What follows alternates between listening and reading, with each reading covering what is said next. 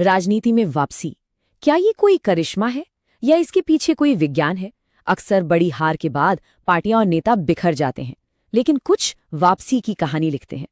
आज हम इसी विज्ञान को समझेंगे, एक केस स्टडी के जरिए कि कैसे एक बड़ी चुनावी हार का विश्लेषण करके उसे एक अचूक रणनीति में बदला जा सकता है। हमारी आज की पड़ताल का केंद्र है उत्तराखंड का लालकुआं विधानसभा क्षेत्र। 2022 के विधानसभा चुनाव में यहाँ जो कुछ हुआ वो राजनीतिक रणनीति में दिलचस्पी रखने वाले हर व्यक्ति के लिए एक बेहतरीन सबक है। 17,527 ये सिर्फ एक आंकड़ा नहीं है, ये एक बड़े अनुभवी नेता की हार का मार्जिन था। सोचिए, इतनी बड़ी हार के बाद वापसी की चुनौती कितनी बड़ी होगी।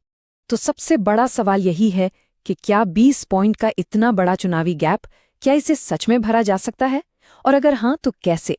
चलिए इस पड़ताल की गहराई में उतरते हैं और इस सवाल का जवाब ढूंढते हैं।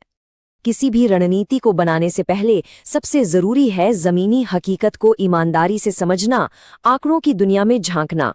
चलिए एक तरह से इस चुनाव का पोस्टमार्टम करते हैं ताकि पता चले कि असल में हुआ क्या था। ये टेबल देखिए, ये हमें लालकुआं के पिछले कुछ चुनावों की कहानी बताती है। 2017 में बीजेपी के वोट शेयर में एक जबरदस्त उछाल आया, लेकिन साथ ही कांग्रेस भी धीरे धीरे अपनी खोई जमीन वापस पा रही थी।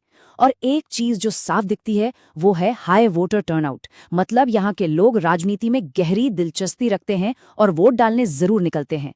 और ये हैं 2022 के नतीजे। साफ तौर पर बीजेपी लगभग 53% पर और कांग्रेस 33% पर। ये जो 20% अंकों का फासला है, यही वो पहाड़ था जिसे पार करने की रणनीति बनानी थी। हार की एक और वजह को समझना जरूरी है, जिसे हम कहते हैं स्पॉइलर इफेक्ट। होता क्या है कि जब सत्ता के खिलाफ वोट कई उम्मीदवारों में बढ़ जाता है तो इसका सीधा फायदा रूलिंग पार्टी को होता है। लालकुआं में भी कुछ ऐसा ही हुआ, जिससे विपक्ष का रास्ता और भी मुश्किल हो गया। लेकिन देखिए, आंकड़े कहानी का सिर्फ एक हिस्सा बताते हैं। असली कहानी तो लोगों के बीच होती है, उनकी बातों में, उनकी परेशानियों में। तो चलिए अब आंकड़ों से आगे बढ़कर जमीन पर उतरते हैं। और जमीन पर हमें 3 बड़ी शिकायतें सुनाई दी।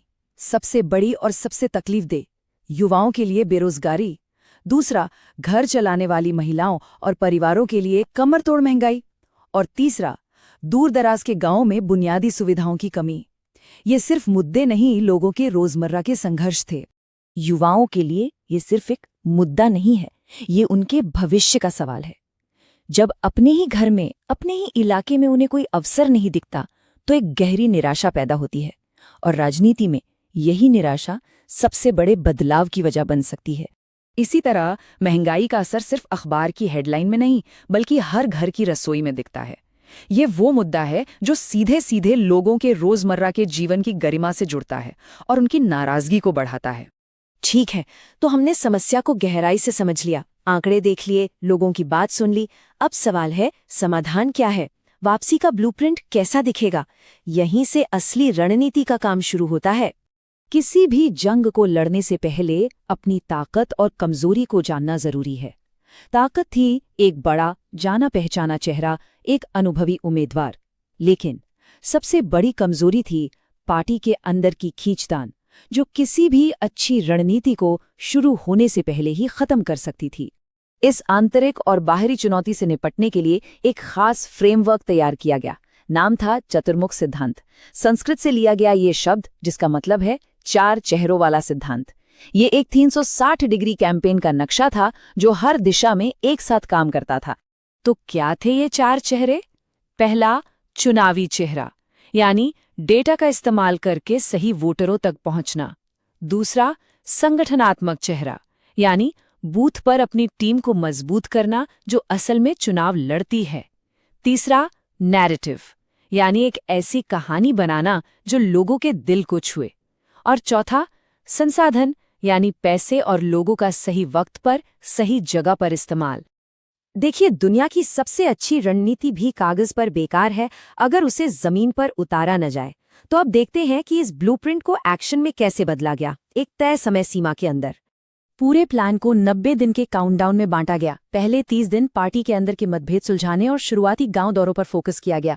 अगले 30 दिन घर घर जाकर संपर्क बढ़ाने और छोटे छोटे स्थानीय गठबंधन बनाने पर जोर दिया गया।